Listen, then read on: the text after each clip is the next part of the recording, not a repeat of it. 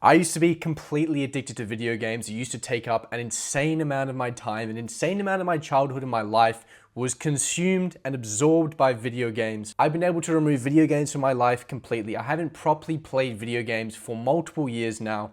More importantly, I haven't used any online entertainment for over 9 months. These are the 8 things that I would do to quit my video game addiction if I had to do it all over again. Now, this is really important to note, is that if you rely on willpower, if you're using willpower as a method to get rid of video games, you are not going to succeed. This may work while you have motivation for a small period of time, maybe a few weeks, maybe a month if you're lucky, but this is not a long-term solution. Using willpower is absolutely the worst thing that you can possibly do to get rid of video games. If you're someone who wants to stop eating cookies, if I locked you in a room full of cookies, eventually you're going to eat a cookie. If I locked you in a room without cookies, I don't care how much you want a cookie, you can't eat a cookie. So the first place that you have to start, the highest leverage thing that you can do, is remove the access. Remove as much access as possible so it's almost impossible to play video games. Because if it's impossible to play video games, then guess what? You can't play video games. And if you can't play video games, how can you be addicted to video games? So the access is the number one place to start. Removing the access is the highest leverage thing that you can possibly do to remove your gaming addiction. So the first thing you want to do to remove access is to delete the video games. If you have games on your phone, on your computer, you got to get rid of them. You have to have them off your computer, off your phone completely. How can you play Clash of Clans if it's not on your phone? How can you play any video games if they're not on your devices? The very first thing you have to do is to just delete it. If you're sitting there right now, you want to stop playing video games and you're thinking, yeah, but I don't want to delete it. This is a limiting belief that you hold. In 10 years' time, do you think you're going to care about your Clash of Clans base? Do you think that you're going to care about your level on Candy Crush? You're not going to care about any of these things in a year's time, let alone 10 years' time. There's a huge mountain of limiting beliefs that are going to prevent you from deleting those apps from your phone completely because your brain knows it's so fun, it's so stimulating and enjoyable. But if you really want to get rid of video games, the first thing you need to do is just delete them from your phone, delete them from your computer completely. The second thing you have to do, and this was personally the number one thing for me, is you have to get rid of gaming consoles. You have to get rid of gaming PCs. Any gaming relating items that you have, you just got to get rid of them. For me, I had a PS5, I used to have a PS4 and I had a PS3, I was a PlayStation guy. I just sold my PS5, right? When I wanted to stop gaming completely, I sold my PS5 and guess what happened? I can't play PlayStation now. I don't have a PlayStation. How can I play it? If you're a PC gamer, if you get rid of your PC, how can you game? You can't.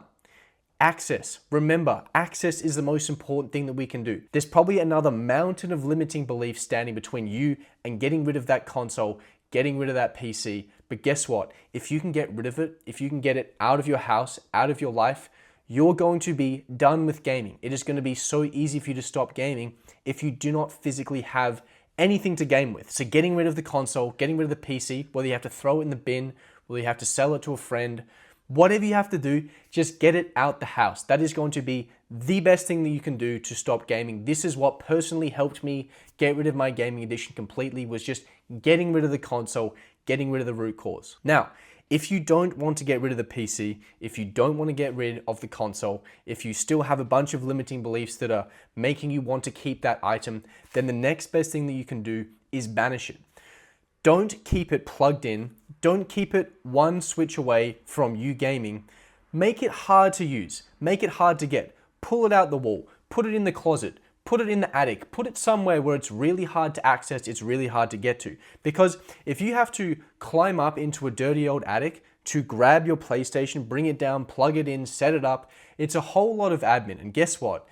Maybe you're going to play it sometimes, but you're definitely going to play it less. If it's really hard for you to access, if it's really hard for you to use, then you're going to use it less. So if you're not going to get rid of it completely, which is absolutely the best thing that you can do, then at least make it hard to use. Don't make it something that you can walk past every day. Don't make it something where within 2 clicks of a button you can be playing video games. make it difficult to access, make it difficult to use. Put it in the attic, unplug it from the wall. Just make it really hard to use, because if it's hard to use, then you're not going to use it as often. The more admin, the more friction that you can put between you and playing video games, the better you're going to be. Fourth thing we can do here is to delete accounts and log out. If you're someone who has a bunch of progress built up on an app, for example, you have a great Clash of Clans base, then what happens if you delete that account? You lose all of that progress. I bet you, for a lot of you, if you haven't deleted video games from your phone, it's because you have that sunk cost fallacy. You're thinking, yeah, but there's so much progress, but I've made all of this progress. It's fake progress, because who cares about it anyway? But if you remove the progress, if you log out of the account, if you delete the account, then all of that progress goes. And the thought of you having to start all over again and build yourself all the way back up to where you were is just going to seem like too much of an effort, and you're probably not going to want to play the game anymore. So just make it a one-time thing. Go, you know what? Let me delete this account.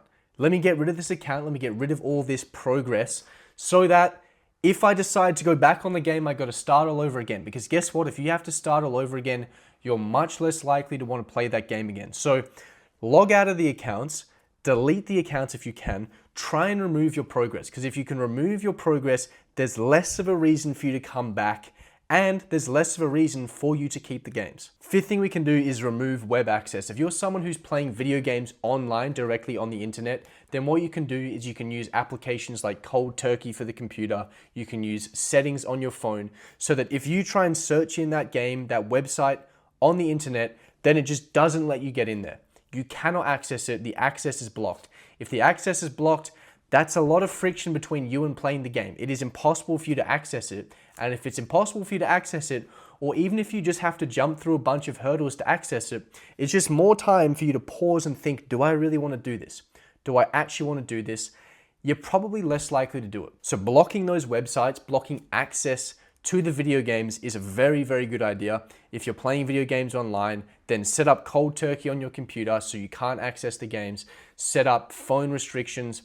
These things are going to prevent you from accessing it. They're going to make it harder, add more friction, and make it less likely for you to play the video games. Sixth thing that we can do is that we can prevent the access of certain apps. If you use an app like Opal, you can prevent yourself from actually accessing the app. So even if you have the app on your phone, you can't open it up, you can't use it. This works really well even if you plan on deleting the app. Because let's say, for example, I play a lot of Clash of Clans. If I not only delete the account, so I lose all my progress, then I delete the app, but I also have Opal set up. So even if I did re-download the app, I couldn't open it, I couldn't access it. Think about how many layers of restriction there are between you and playing the Clash of Clans. That is way too much admin for you to actually want to get back into it, for you to want to get started again. Think about how many layers of access prevention we're adding when not only do we not have the app on our phone, but even if we re-downloaded it, we wouldn't be able to access it. This is a great way of adding a crazy amount of friction to prevent you from playing video games on your phone. Seventh thing that we can do is unsubscribe, unfollow to any of these accounts that are gaming related. If you're constantly watching content related to video games, then that's a trigger, that is a stimulus that's making you want to play video games more often. If we unfollow these accounts, if we stop consuming video game related content, then we're going to be less likely to want to play video games. We're not going to get that trigger, that urge, that impulse to want to start playing video games. If we can remove the triggers, if we can remove the prompts that are making us want to play video games, then it's a lot easier for us to live without video games. We're not getting those constant reminders, those constant urges to play the video games. So definitely removing accounts, unsubscribing to people, unfollowing, just so we have less video game related content, video game related urges and impulses that we're constantly consuming. Eighth thing, and it's here because it's the least important, but that's removing notifications. If you're someone who still has video games on your phone for some ridiculous reason, then remove the notifications. You should not be getting a notification saying that you have a builder available on Clash of Clans. You shouldn't be getting a notification telling you to play Candy Crush. You shouldn't be getting notifications reminding you to play video games, because these, just like if you were consuming video game related content, they're just triggers. They're just reminders for you to want to play video games. And all that happens is you have to battle an impulse, battle a desire. Let's remove the triggers that are giving us these desires to play video games, It's gonna make life a lot easier. But of course, just don't have the video games on the phone in the first place. You're not gonna have the reminders, you're not gonna have the notifications if you don't have them on your phone. So those are the 8 things that you can do to remove your video game addiction. This is just the tip of the iceberg. This is just one layer of my 5-tier system, the fortress system of how to remove online entertainment from your life completely. I run through the fortress system for not just video games, but every single form of online entertainment to show you how you can get rid of online entertainment from your life completely. All of this is for free inside of my Modern Monk community. If you want to check that out, I'm going to leave a link in the description below.